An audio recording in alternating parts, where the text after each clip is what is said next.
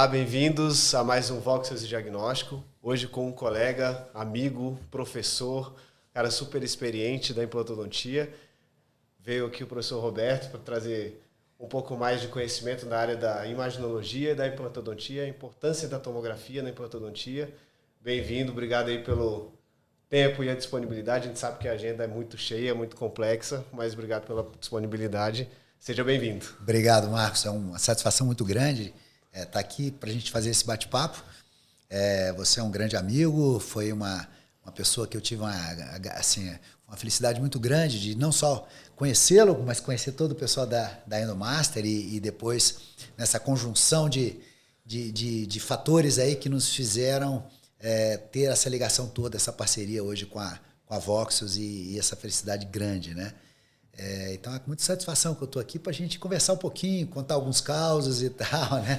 Não, bom demais. Acho que para começar você podia contar como é que foi sua trajetória na implantodontia. Eu sei que é endodontista também. Sim, na verdade, eu endodontia eu não escolhi, eu fui escolhido, eu digo assim. Mas a gente está aqui para falar mais da parte da implantodontia. E começou lá nos anos 90, Marcos. Eu fui mais ou menos recém-formado ali, eu já fui dar uma ida a São Paulo lá, quando estava chegando a implantodontia no Brasil, e fui fazer um daqueles cursos de credenciamento que a Nobel, na época era a Nobel Pharma, fazia, e aquilo ali me despertou primeiro o interesse de que alguma coisa nova poderia estar surgindo. Depois, lá na metade dos anos 90, eu fui para Bauru, fui fazer minha primeira especialização. Eu fiz duas especializações. A primeira eu fiz lá em Bauru, e depois eu fiz uma segunda em Araçatuba com professor, grande amigo, Dr. Paulo Perry de Carvalho, que até hoje está lá, comanda também lá em Bauru e comanda também lá em Campinas, na Mandic. E fomos ali trabalhando isso aí. Depois eu acabei fazendo o meu mestrado, já era em endodontia, aí eu fui fazer o doutorado na parte com implantodontia, trabalhando em cães, e foi uma experiência muito grande. E aí depois veio o curso de especialização que a gente coordena lá na BO de Anápolis, e eu criei a área de implantodontia na Universidade de Brasília, onde eu dou aula até hoje. E lá os alunos têm possibilidade de ter um conhecimento teórico, a gente faz uns hands-on, e a gente fazia um atendimento clínico também de cirurgias. Isso agora está sendo redimensionado junto ao SESC, que é o nosso parceiro lá na universidade. Mas, enfim, a trajetória é muito maior, mas em curtas palavras foi mais ou menos por aí que a gente foi tendo esse amor todo por essa área que eu acho... Eu sou assim, alucinado com osso, alucinado com cirurgia, então foi uma coisa muito bacana. Não, e é bom, porque essa experiência toda serve para a gente mostrar também o que evoluiu, principalmente nas imagens, né? Sim. E acho que a tomografia hoje é essencial para a implantodontia.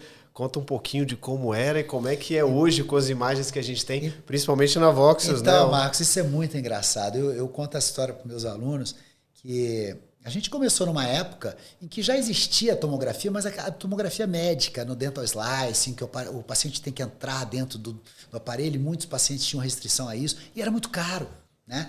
Então, eu me lembro no curso de especialização, esse de Araçatuba, existia muito o quê?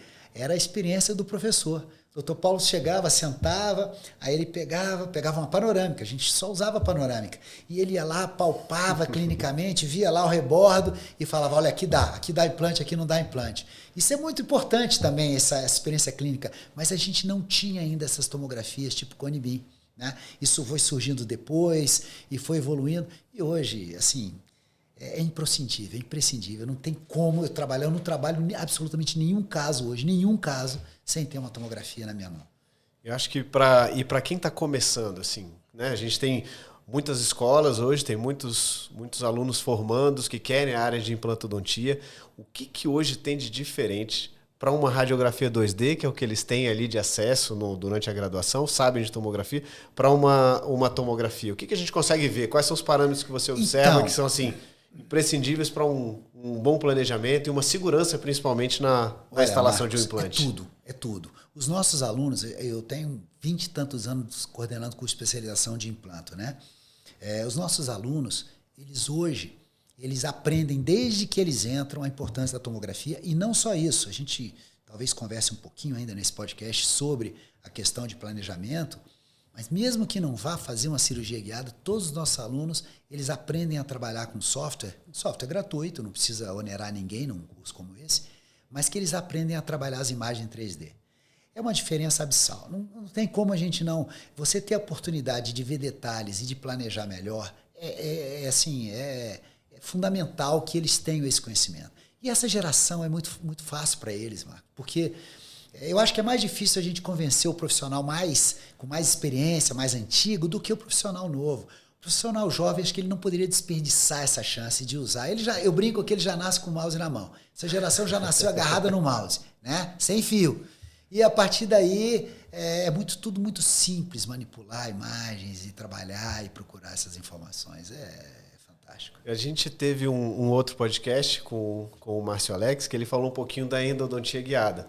E aí a gente sabe, a endodontia guiada veio da implantodontia guiada, sim, né? Sim, foi baseado sim. nisso aí. Você usa muito no consultório, tem as suas indicações, é imprescindível em alguns casos. Como é que você vê essa parte da implantodontia guiada e da convencional? Isso realmente faz diferença ou é só uma perfumaria da odontologia ou da implantodontia? É perfumaria, e eu acho que tudo que veio para agregar em termos de tecnologia foi muito bem-vindo.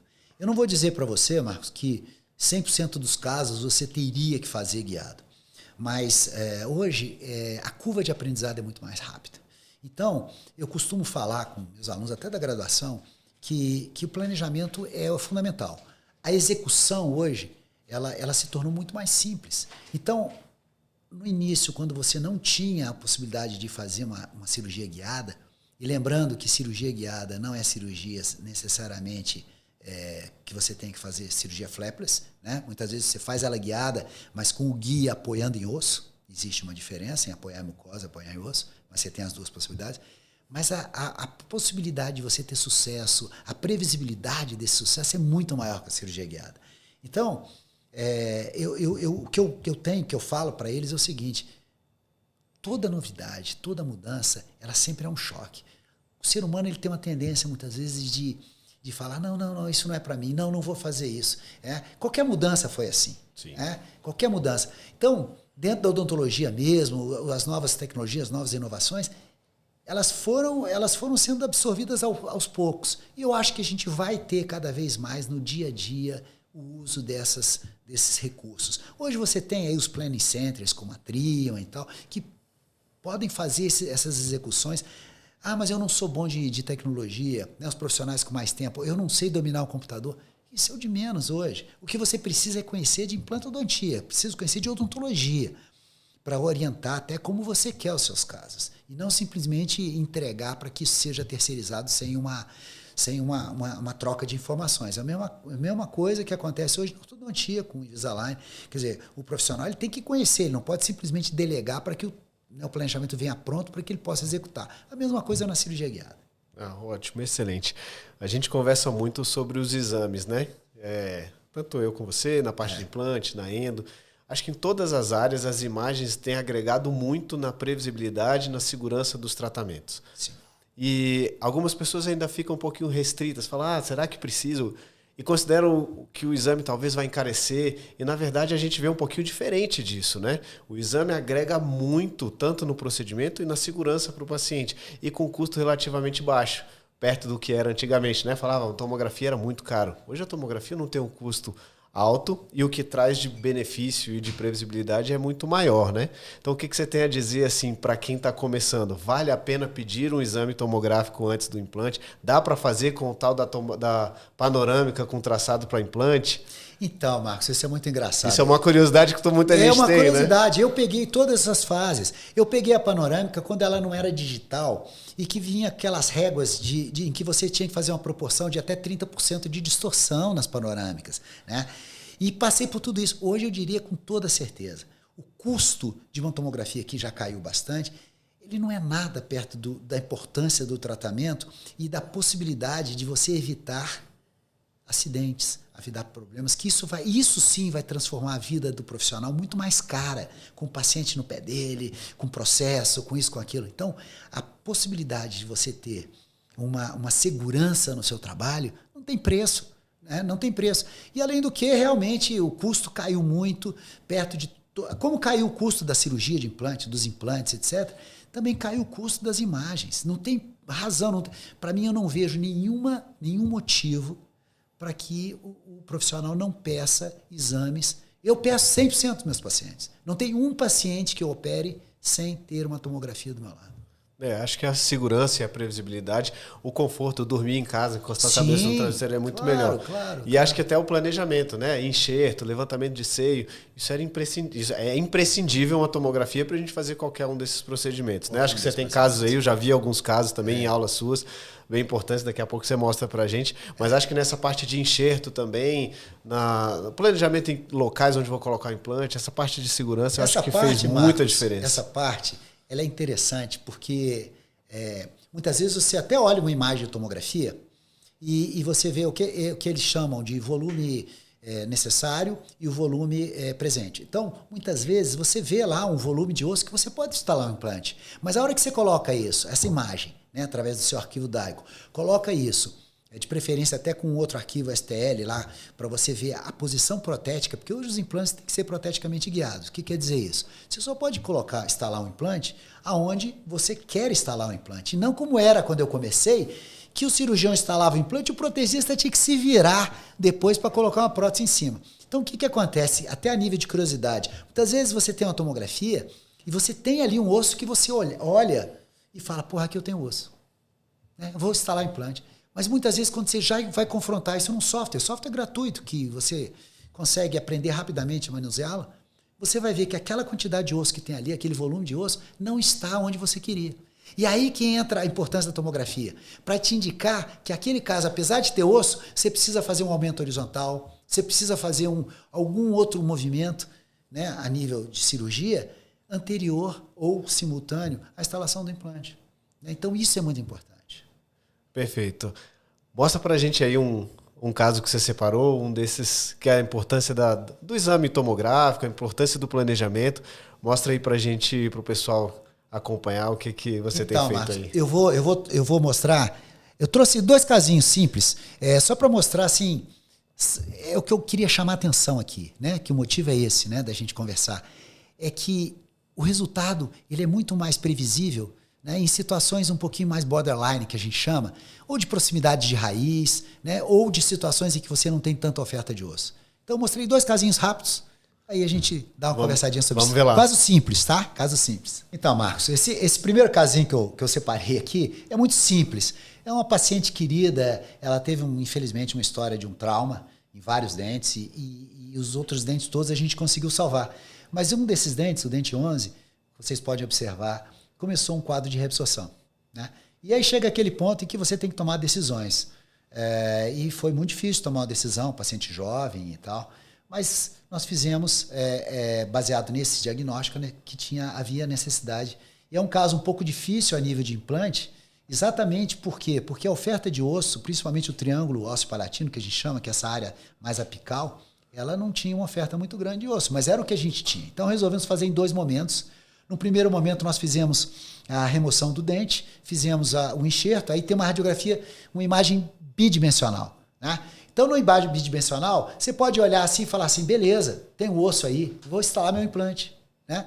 Então, aí que vem a diferença do 2D e do 3D. Só que quando a gente vai para o 3D, essa já é uma imagem de controle do enxerto que nós fizemos. Olha a disponibilidade óssea, olha a dimensão do naso palatino, né? Então isso, se fosse num caso em que a gente não tivesse tomografia, seguramente ia dar problema nesse caso. Ia dar problema porque você ia errar a perfuração, a instalação do implante.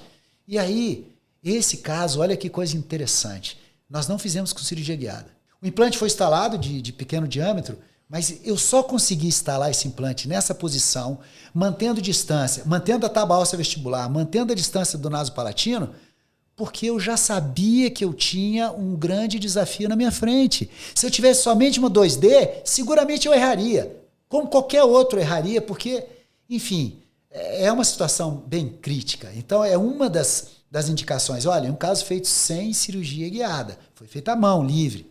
Mas com o conhecimento de que, olha, se você vacilar aqui, você vai pegar, você vai levar toda a tábua óssea vestibular embora, você vai penetrar no naso palatino, né?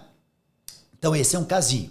E o outro caso, que eu acho que é interessante, um caso de um paciente que tinha agenesia né, de alguns dentes, e ali tinha genesia do canino, do outro lado também, e esse paciente tinha uma situação em que esses dentes estavam muito curtos.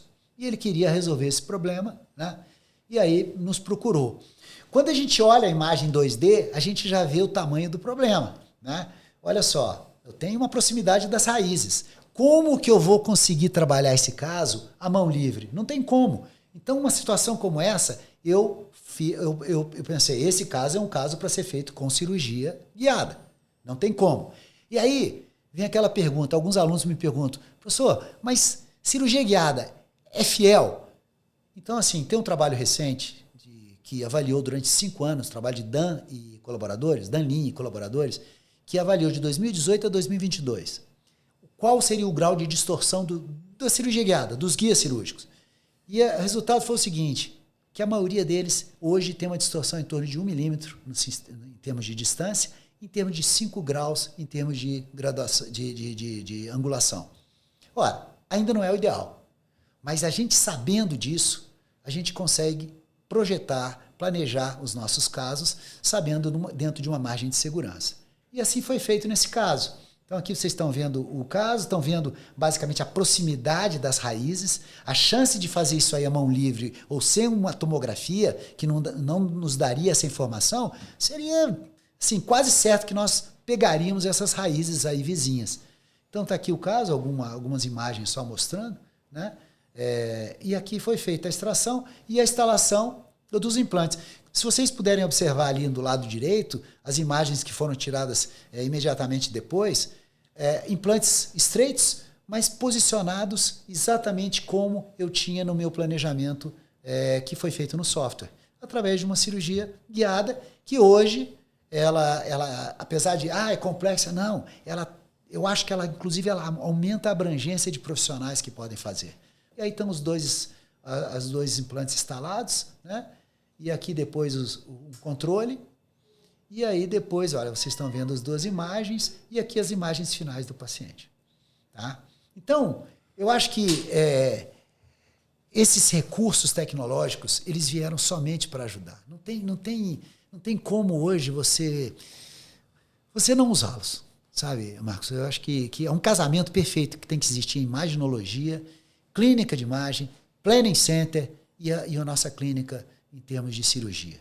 Não tem como fugir disso. Quem quiser trabalhar ainda da moda antiga, se for muito experiente, vai ter muito mais sucesso do que fracasso. Mas se você puder minimizar esses insucessos, eu acho que a gente tem a ganhar, o paciente tem. E aquilo que você falou, vamos para casa, vamos dormir, sono tranquilo, né, sabendo que o processo foi todo bem executado. Eu acho que em todas as especialidades tá assim, né? Então a gente tem hoje os centros de planejamento, as clínicas radiológicas, as imagens estão aí para auxiliar, para ajudar, para planejar. E é o que você falou, antes da cirurgia, aquele que você fez à mão livre, eu provavelmente como endodontista não conseguiria fazer, porque eu realmente não tenho ideia. Mas você sabia o que tinha de osso, quanto você poderia, né? Então tem uma cautela diferente, tem um pensamento bem diferente. Você vai para a cirurgia muito assim, mais tranquilo, sabendo o seguinte, olha, existe um limite muito grande, né? Se eu não tivesse uma tomografia, Marcos, eu não veria isso. Porque se você palpar na paciente, numa análise clínica ou numa 2D, numa radiografia pré-apical, você não vê isso. Não tem como saber. E nesse caso guiado, a gente vê a proximidade das outras raízes. Imagina comprometer um dente rígido, um dente que não tem problema nenhum. Exato. Numa cirurgia que com o guia, com a tomografia, você fez com muito mais tranquilidade. Exatamente. Né? Roberta, diante desses casos aqui, acho que vale uma outra pergunta também, que às vezes alguns colegas falam em relação ao paciente, na restrição que o paciente tem. Às vezes, precisa fazer o exame, o paciente fala, mas tem que fazer mesmo. Como é que você aborda isso na sua clínica, né? Porque a gente entende, eu falo por mim, assim, se eu chegar num cardiologista e ele falar que eu tenho que fazer um exame antes dele operar meu coração, eu vou. Porque eu sei que é para minha segurança, Como é que você aborda isso com os seus pacientes? Marcos, é por isso, é da mesma forma que você aborda. Eu acho que o paciente, a gente está numa posição que a responsabilidade é nossa, né? Então o paciente não está muito, ele não tem que ficar não precisa fazer mesmo, porque se você vai na conversa do paciente, você não vai estar executando o trabalho como você deveria. Imagine você ir ao médico e falar, doutor, eu preciso realmente fazer esse exame de sangue, eu estou bem, eu não estou sentindo nada, né? Eu preciso fazer essa prova de esforço, eu preciso... Não preciso não, eu estou bem, eu corro todo dia, eu ando todo dia. Não existe isso. Então, se a gente tem que ter imagens para poder melhorar o nosso trabalho, nós temos que ter essas imagens. Eu não dou essa opção para o paciente de não ter. Eu simplesmente indico e falo, olha, para executar o seu tratamento, eu vou precisar disso, disso e disso. Imagine no início, lá atrás, quando não tinha tomografia e tinha somente radiografia. Você acha que os nossos colegas lá de antigamente não passaram o mesmo problema? Eles falam assim, olha, tem que fazer uma radiografia. Não, radiografia, radiação, não sei muito bem como é isso, né? A mesma coisa. E eles foram fazer. Antigamente nenhum profissional pedia. Hoje é normal, você vai começar um exame, você tem que ter uma série completa de radiografias periapicais, panorâmica, bite wings, não é isso? Algumas décadas atrás ninguém pedia, fazia os tratamentos e quantos problemas passavam batido. E é importante também, eu falo para os pacientes, a radiografia e a tomografia odontológica hoje são níveis mínimos de radiação. Sim. Que não tem nenhum problema para o paciente. São equivalentes a voos de avião e muitos Sim. nem sabem disso, Exatamente. Né? Então não é um exame que vai trazer nenhum malefício biológico para os pacientes, né? Exatamente. E aí, seguindo para uma tendência futura, todo mundo falando de IA, né, inteligência artificial na implantodontia. Como é que você acha que vai encaixar isso aí? Você acha que os planejamentos vão vir todos por IA? O profissional ainda vai precisar intervir durante um tempo? O que você acha disso aí? Não, eu gosto muito de tecnologia e essa coisa de IA é uma coisa que me fascina. E ela já está presente, você sabe disso, né? Então hoje a gente tem aí essa possibilidade de caminhar para esses laudos um pouquinho mais feitos sem ter diretamente a influência humana, mas depois com a supervisão humana, logicamente. Mas hoje a maioria dos softwares de planejamento, você já tem a possibilidade de uso do IA. Né? Então o IA ele facilita muita coisa, ele acelera o nosso processo. Agora, aquilo que eu falo, tudo é um aprendizado. Né? Então a gente precisa ensinar eles também. Então não é porque o IA que você vai aceitar 100% do que eles estão falando. E é a coisa mesmo, você faz uma pergunta para o ChatGPT, você tem que ir derivando, usando o prompt ali para poder... Ainda precisa de um filtro também, Precisa de né? um filtro, é lógico. E no planejamento vai ser a mesma coisa. Eu digo o seguinte, que a gente precisa saber, nós não podemos abrir mão disso. Estudar, nos prepararmos, lermos, irmos a congressos, porque é isso que vai fazer a nossa base. Sem essa base, pode vir IA, pode vir exames de qualidade, você não vai saber interpretar. Então, o que adianta? Perfeito, eu concordo 100%. E aí, para a gente finalizar a nossa conversa aqui, o que você tem de conselho para quem está começando, ou para quem já é profissional há mais tempo também, o que você tem de conselho em relação a imagem e implantodontia? Então, Marcos, assim, eu sempre falo isso, eu vou repetir uma frase que meus alunos que já tiveram aula comigo, tanto na graduação quanto na pós-graduação, eles seguramente já ouviram. Hoje, o mais difícil na implantodontia, como é em outras áreas, é o planejamento. Tá? Cada vez mais a execução está mais fácil. Eu mostrei um caso de cirurgia guiada. Cirurgia guiada é muito simples de executar. O que é o difícil? É você planejar, você indicar o caso, o diagnóstico. Né? O diagnóstico. E para você fazer um bom planejamento, uma boa indicação, o que você precisa ter? Bons elementos na sua frente. Boas imagens. Hoje é fundamental. Você tem que usar uma clínica de imagem que ofereça para você um produto que tenha qualidade e que você tenha um exame que seja sempre constante em relação às suas qualidades, né? Contrastes bons, etc., laudos bons. E, além disso, você precisa ter o auxílio, de repente, de um planning center bom também para você poder executar isso. Com isso em mãos, você consegue fazer o seu tratamento com muito mais facilidade. Então, planejamento, pessoal. Pessoal que está começando, pessoal que já tem experiência, que quer começar na cirurgia guiada, é planejamento. Se você fizer um bom planejamento, tudo vai. Dizem, sucesso é melhor. Tem mais exatamente, chance. Tem mais chance de dar certo. Acho que é isso aí. Acho que eu te agradeço a oportunidade de poder falar contigo, poder falar para esse pessoal aí que está começando, o pessoal que tem mais experiência também. Falar é uma coisa que eu tenho um hábito, às vezes o pessoal fala, você fala muito. Eu falei, então, você fala assim, olha, tem tanto tempo, eu tenho que me cuidar aqui para não falar demais, mas foi muito bom. Não, muito foi bom ótimo, acho que a gente trocar uma ideia contigo aí. Acho que a gente conseguiu passar o recado. Então tá bom, fico feliz. Foi ótimo, obrigado aí pela parceria de sempre, não é de agora. Recíproca verdadeira. Pela parceria de sempre, pela disponibilidade. Eu acho que a gente, como Voxios, a gente consegue agregar muito para as pessoas e para a odontologia, principalmente aqui de Brasília, com qualidade, fazendo uma odontologia de alto nível mesmo. Com certeza. É isso aí. Então, gente, a gente encerra aqui mais um episódio do nosso Voxios e Diagnósticos e a gente se vê aí num próximo episódio com mais um convidado importante como o professor Roberto dessa vez. Abração.